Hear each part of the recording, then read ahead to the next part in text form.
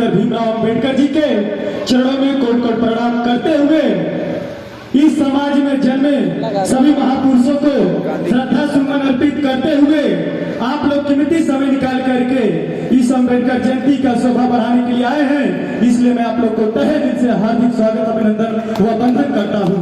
साथियों, मैं ज्यादा कुछ तो नहीं कहेंगे, लेकिन एक शब्द जरूर कहेंगे। अगर चपरासी से लेकर के जज कलेक्टर तक यदि कोई बनता है, चपरासी से लेकर के कोई राष्ट्रपति तक कोई बनता है, वो किसी और की देन नहीं, वो बाबा साहब डॉक्टर भीमराव अंबेडकर जी के दिए हुए संविधान के बदौलत बनता है। लेकिन कुछ लोग संविधान को निचोड़ने का काम किए हैं। मैं आप लोगों को इस पर सोचने और समझने की जरूरत है।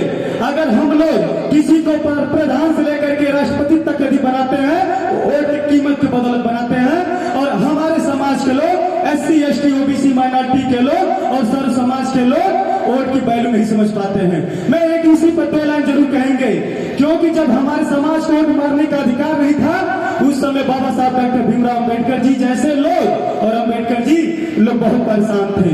जब बाबा साहब डॉक्टर भीमराव अंबेडकर जी को गोल में सम्मेलन लंदन जाना था हमारे और आपके हक अधिकार के लिए, वोट मारने का अधिकार लेने के लिए, तो उसी समय बाबा साहब डॉक्टर भीमराव अंबेडकर जी के बेटे राजरत्न की तबीयत बहुत ज्यादा खराब थी और दवा के अभाव के कारण उनके बेटे की मृत्यु हो जाती है।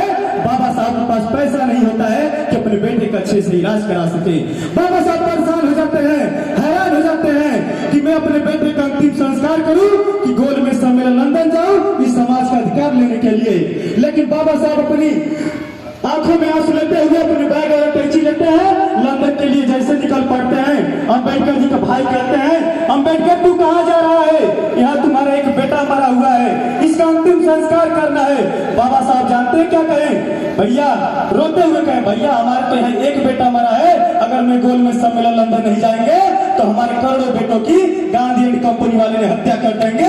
ऐसे थे बाबा साहब अंबेडकर। कहते एक बेटे मरने के बजाय मैं करोड़ों बेटों को नहीं मार सकता। मैं ज्यादा कुछ तो नहीं कहेंगे क्योंकि समय का पाबंदी लगा है, लेकिन दो लाइन में जरूर कहेंगे। हो सके तो वाणी में हुनर पैदा करो, हो सके तो वाणी में हुनर पैदा करो, हवाओं का रुख बदल दे वो असर पैदा करो।